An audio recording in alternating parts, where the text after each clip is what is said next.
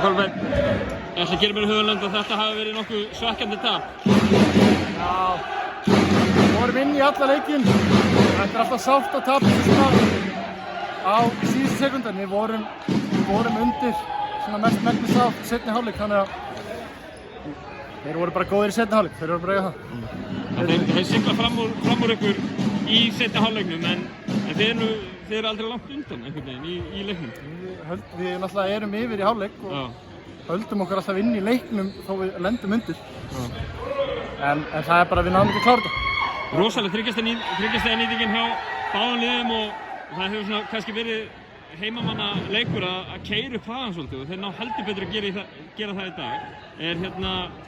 Er það henta það ykkur vel eða illa? Við viljum náttúrulega hægja á leiknum.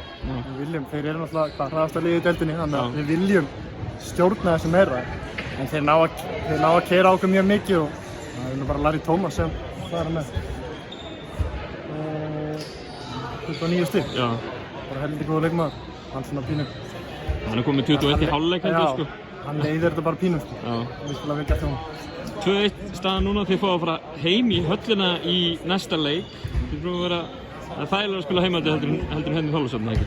Það er ekki annað en að vinna leiki. Það er bara ekkert við að... Það er bara... Vinnið að fara heim? Vinnið að fara heim. Hvað þurfa að gera til að... Ég meina, hvað takk þú veist, hvað þurfa að laga úr þessum leik í það næsta? Það er alltaf drungilega sér að koma tilbaka. Þannig að við þurfum aðeins að eiga von á því.